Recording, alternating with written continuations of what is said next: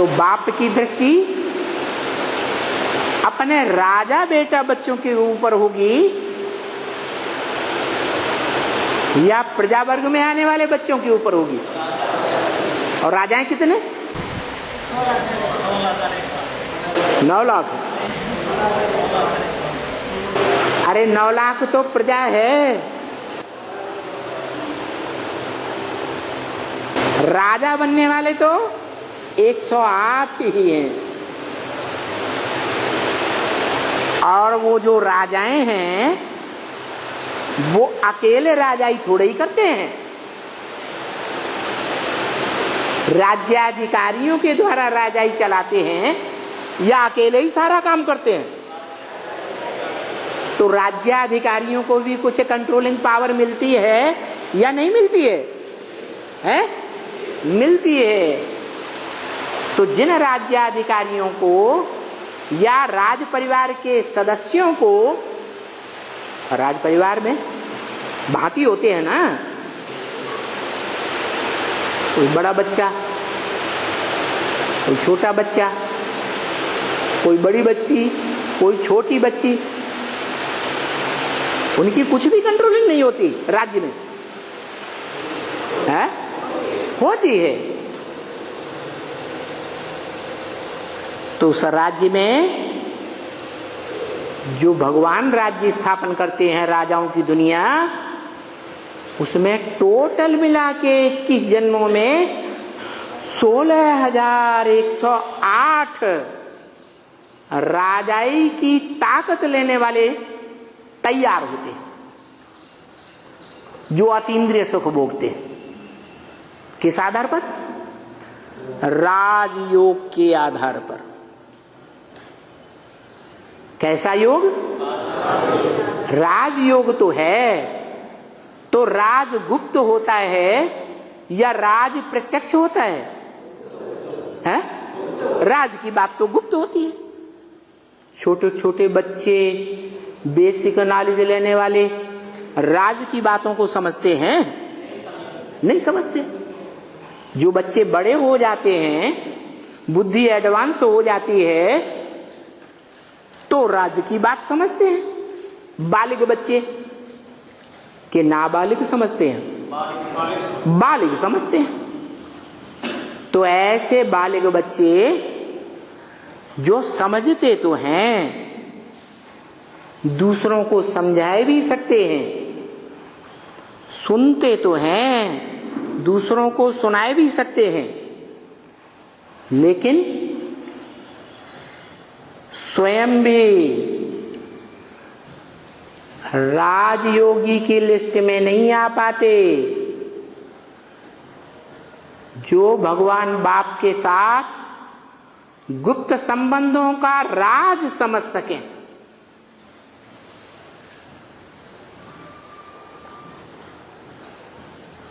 संबंध के आधार पर ही संग का रंग लगता है।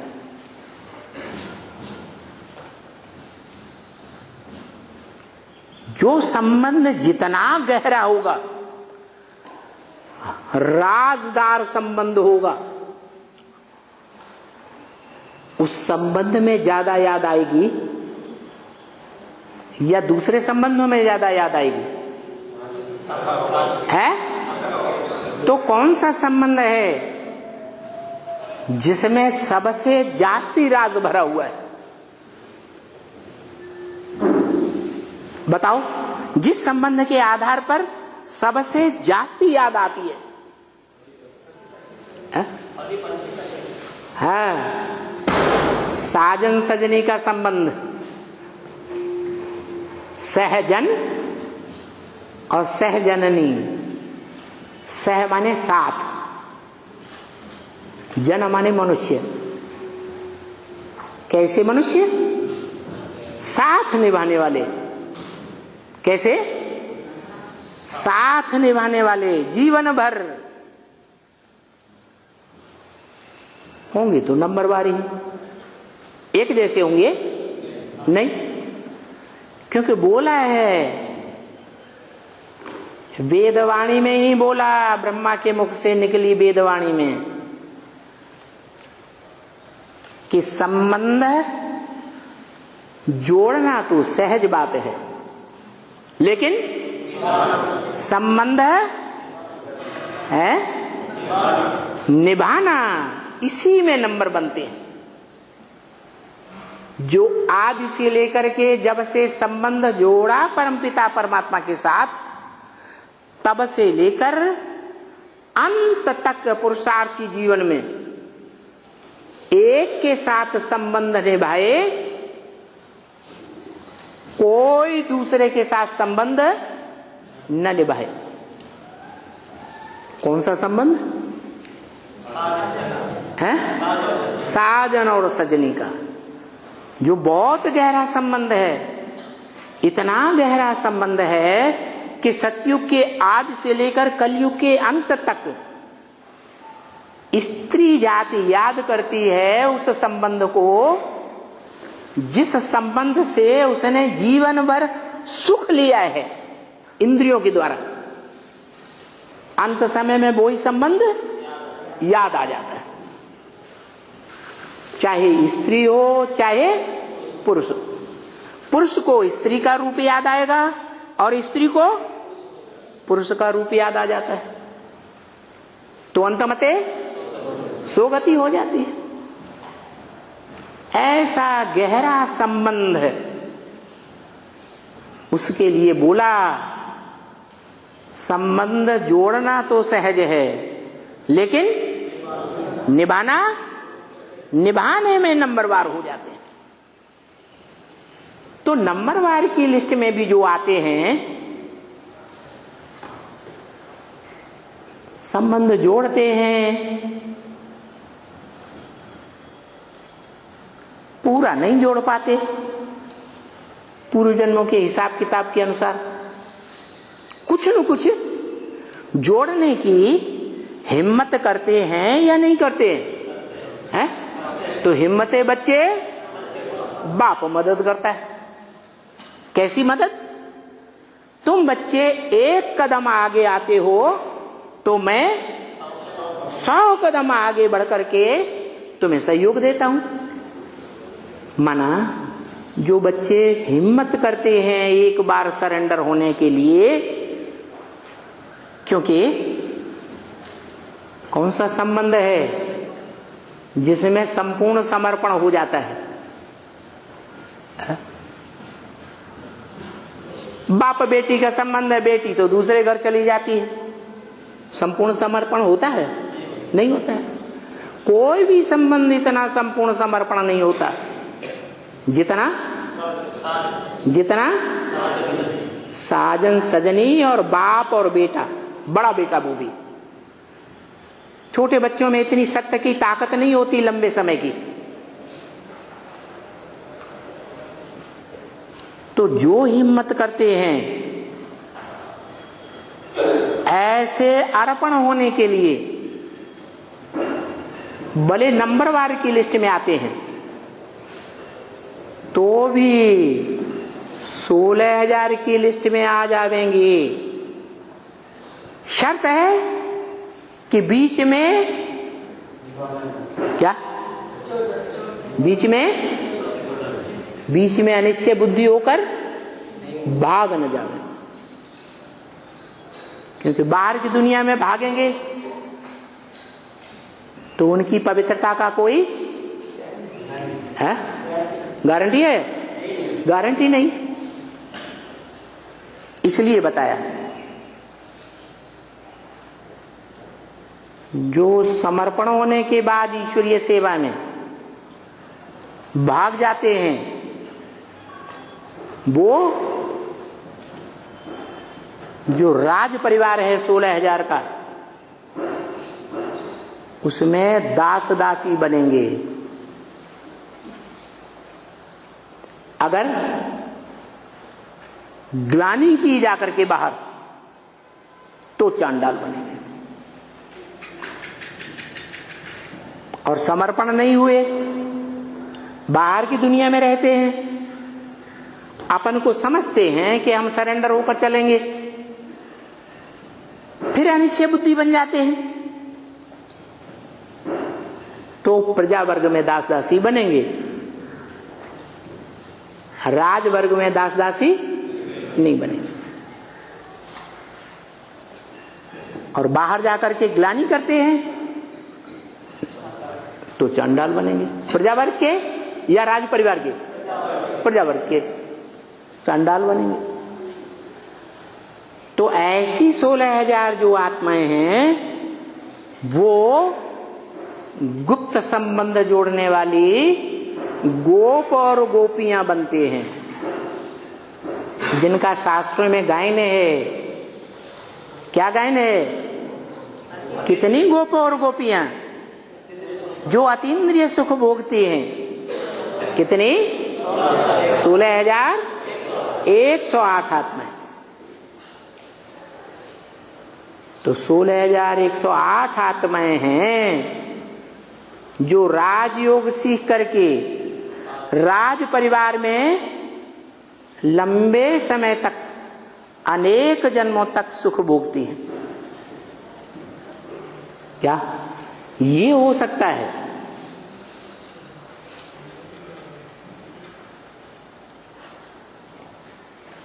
कि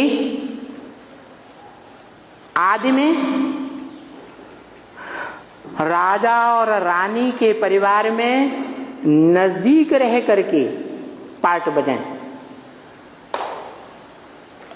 या ये भी हो सकता है कि 21 जन्म के अंत में राजा रानी बन जाएं। सबसे गिरती कला के राजा रानी, या 21 जन्मों में जो अव्वल नंबर सतयुग के आदि के जन्म हैं उनमें राजा रानी, कीर्ति कला की राजा रानी। लास्ट जन्म में कोट पतलून मिल जाएगी, मानी मर्तबा मिल जाएगा। पहले जन्म में उनको दास दासी बनना पड़ता है। अगर ब्राह्मणों के संगम युगी जीवन में उन्होंने बाप का बच्चा बनकर के आदि से लेकर, आदि में तो सहयोग दिया थोड़ा बहुत, लेकिन बाद में लगातार विरोध किया अंत तक, तो सतयुग त्रेता के पहले जन्म से लेकर के और अंतिम जन्मों तक वो दास दासी ही बनकर रहेंगे। अंतिम जन्म में जाकर राजा बन जाएंगे छोटे मोटे। और यही क्रम फिर द्वापर और कलयुग में चलता रहेगा। माना 21 जन्मों के आधार पर 63 जन्मों की भी प्राप्ति होती है। जो आत्माएं सतयुग के आदि में ऊंच पद पाती हैं, त्रेता के आदि में भी ऊंच पद पाएंगी। जैसे राम सीता वाली आत्माएं सतयुग के आदि संगम में विश्व के बादशाह और त्रेता में भी बादशाह, और द्वापर के आदि में भी ऊंचे ते ऊंचे मान मर्तबे वाले राजा विक्रमादित्य और उनके गुरु, और कलयुग के आदि में भी राजा ही बनेंगे या दास दासी बनेंगे? राजा ही बनेंगे। और जो आत्माएं सतयुग के अंत में लोन लेकर राजाई चलाती हैं, वो त्रेता के अंत में भी वजन अपने ऊपर चढ़ा के जाएंगी या हल्की होकर जाएंगी? वजन चढ़ा के जाएंगी, क्योंकि वो स्वर्ग को नष्ट करने वाले निमित्त बनेंगे या स्वर्ग को अच्छे से पालना करने के निमित्त बनेंगे। और वही क्रम उनका फिर द्वापर और कलयुग में चलेगा। द्वापर के अंत में वैसा ही नीच पद, और कलयुग के अंत में भी वैसे ही छोटे मोटे राजा आर्य समाजी, जो राजा नाम मात्र के बनते हैं। क्या टाइटल तो मिल जाता है राजा का, लेकिन राजा बाजा कुछ होते नहीं हैं। या तो 4-5 साल के लिए बहुत करके हो तो प्रधानमंत्री मंत्री बन जाएंगे, राष्ट्रपति बन जाएंगे अंतिम जन्म में। तो ये हिसाब है। इसलिए बाबा कहते हैं तुम बच्चों को इस अंतिम पुरुषार्थी जीवन में राष्ट्रपति पद मिले तो तुम क्या करेंगे? हैं? राष्ट्रपति पद धारण नहीं करेंगे। क्यों? अल्पकाल के लिए ना। हैं? अल्पकाल के लिए मिल रहे हैं। हाँ, वो अल्पकाल की राजाई क्या है? कांटों का ताज है। क्या? कांटों का ताज। जैसे कांटे लगते हैं ना सर में, ऐसे बुद्धि को कांटा लगाते रहेंगे, दुख देते रहेंगे, चारों तरफ से चौं चौं करते रहेंगे। चैन की नींद तुमको सोने भी नहीं देंगे। तो बताया क्या बनना है शिव जयंती पर? है बड़े थे बड़ा बनना है या छोटे थे छोटा बनना है? बड़े थे बड़े बाप के बच्चे तो बड़े थे बड़े बनेंगे या छोटे बनेंगे? बड़े थे बड़े बनेंगे। ऊंचे थे ऊंचे बाप के बच्चे ऊंच बनेंगे या नीच बनेंगे? ऊंच बनेंगे। तो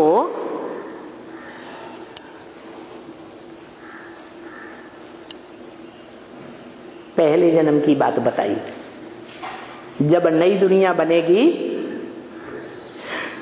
दुनिया की 100% नई राजधानी स्थापन होगी, जिस राजधानी के लिए बाप ने बोला है, ऊंचे ते ऊंचे बाप ने, कि जब मैं आता हूं तो धक से तुम्हारी राजधानी स्थापन कर देता हूं। क्या? मेरे आने पर देर नहीं लगती है राजधानी स्थापन होने में। क्या देर लगती है? देर लगे तो सर्वशक्तिवान हुआ है? मास्टर सर्वशक्तिवान कहेंगे नहीं, दक से तुम्हारी राजधानी स्थापन करता हूं। और भी बोला 1 सेकंड में जनक को जीवन मुक्ति मिल जाती है। ये मुक्ति और जीवन मुक्ति का बाप का वर्षा है। क्या वर्षा है? मुक्ति और जीवन मुक्ति का वर्षा। जीवन में रहते दुख दर्दों से मुक्ति का वर्षा कौन देता है? कौन सा बाप देता है? धनवान बाप होगा तो धन का वर्षा देगा, जमींदार बाप होगा तो जमीन का वर्षा देगा। क्या? ज्ञान का भंडारी बाप होगा तो काय का वर्षा देगा? ज्ञान का वर्षा देगा। और स्वर्णिम सत्युग के आदि की सुख की दुनिया का वर्षा कौन देगा?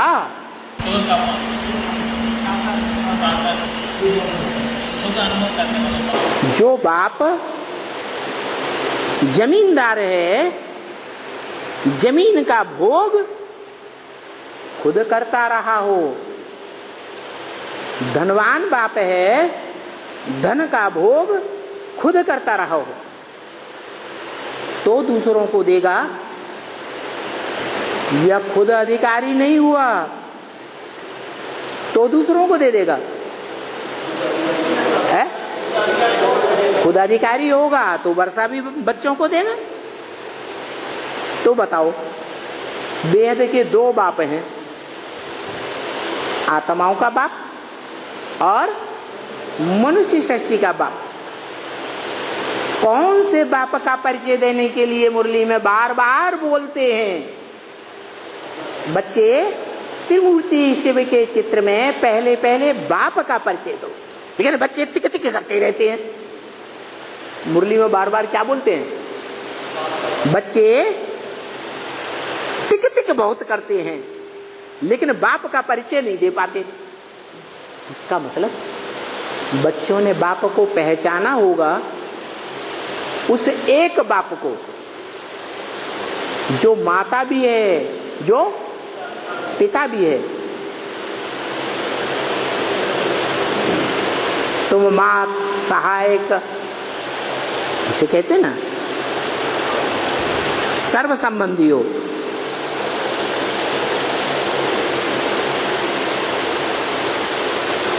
उस बाप को खुद ही नहीं पहचाना होगा तो दूसरों को परिचय दे सकेगा? इसका मतलब क्या हुआ कि 80 साल हो गए, अभी तक किसी ने बाप को पहचाना ही नहीं। बाप की वो मूर्ति त्रिमूर्ति के चित्र में किसी के जहीन में ही नहीं आई।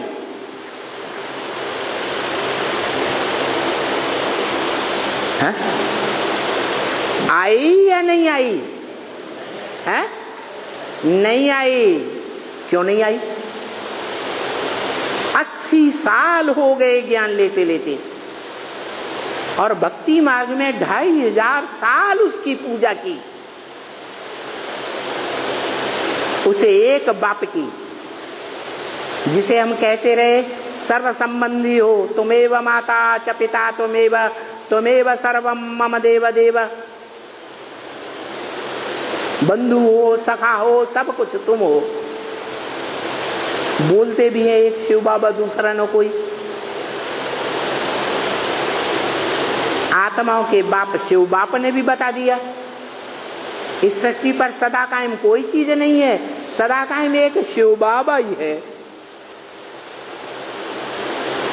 जो साकार और निराकार का मेल है।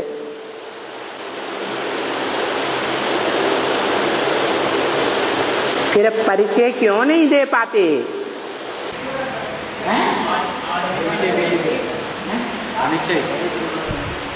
बाप प्रत्यक्ष हुए नहीं। आज निश्चय बुद्धि है, कल अनिश्चय बुद्धि है।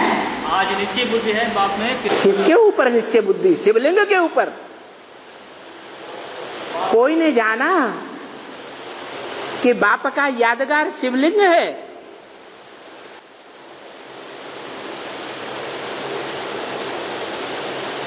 जो विश्व पिता है, उस विश्व पिता के हम बच्चे हैं। सारी दुनिया उसी बाप से निकलती है। परिवार में बच्चे कहां से आते हैं? छोटे छोटे बच्चे कहेंगे मां से आते हैं। राजदार बच्चे होंगे तो कहेंगे बच्चे कहां से आते हैं? मां के पेट में बाप से आते हैं।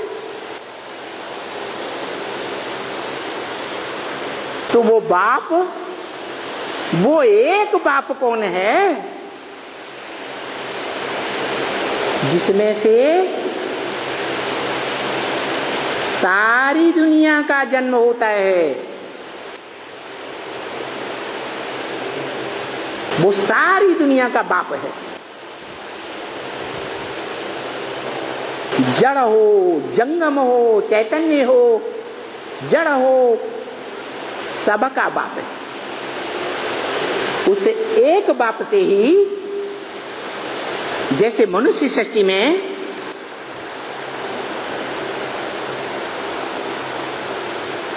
पहले जड़त्व में ही पिंड आता है, बाद में उसमें आत्मा आती है, और दोनों के इकट्ठे होने के बाद फिर बाद में प्रत्यक्षता रूपी जन्म होता है।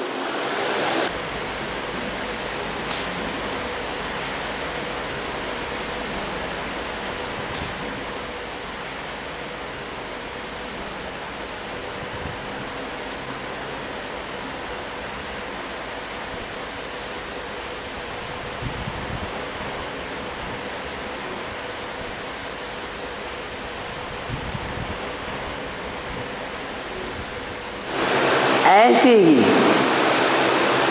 ये दुनिया की जो परंपरा है, क्या पहले जड़ पिंड का सार आता है, रज और वीर्य का मेल आता है, बाद में जब वो संपूर्ण पिंड तैयार होता है, हाथ पांव नाक आंख कान वाला, तब उसमें आत्मा आती है।